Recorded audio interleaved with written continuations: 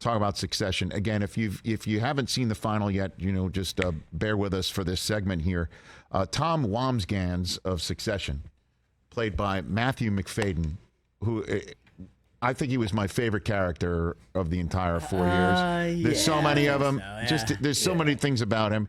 He winds up eventually as the CEO of the newly bought Waystar Royco Gojo. Yep. And last season, he knocked off the 3 kids, his wife, and the 2 sons to win season 3, if you will, because he gave a heads up to Logan Roy that the kids were planning a coup against him. Yep. So he knocked all 3 kids out there, and then in the finale, knocked all 3 kids out there.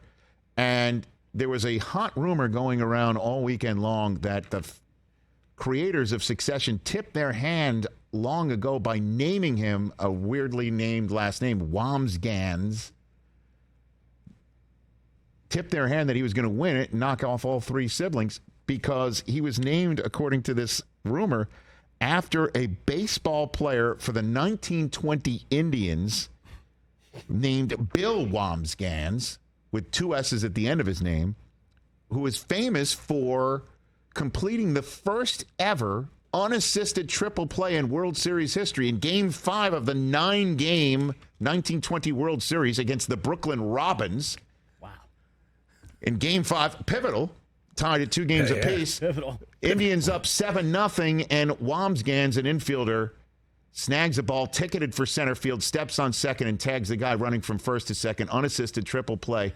And everybody thought, like, that is why Tom was named Wambsgans, because he completed a triple play at the end of season 3 and the season finale of season 4.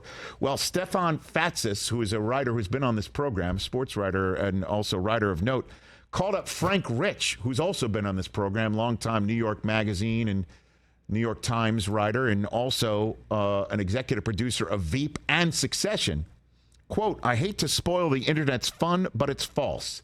Tom's family name was picked before we had shot a first season in 2016, let alone mapped out precise story twists that would have culminate 39 episodes later, not to mention that many of the key writers on the show, starting with its creator, Jesse Armstrong, are British, live in London, and are devoted to British football."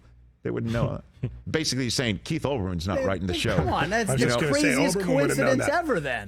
He said, if memory serves, we were looking for something off-key that would be awkward to say/pronounce, befitting a character who arrives as an outsider in the Roy's world, and that's why they chose somebody named Wambsgans. A Succession staff member had a relative named Wambsgans, and that's why they chose Tom's name. It has nothing to do with the World Series in 1920. I don't know. That's on Slate.com. Catch the Rich Eisen Show every single day on the Roku channel, 12 to 3 Eastern, for free.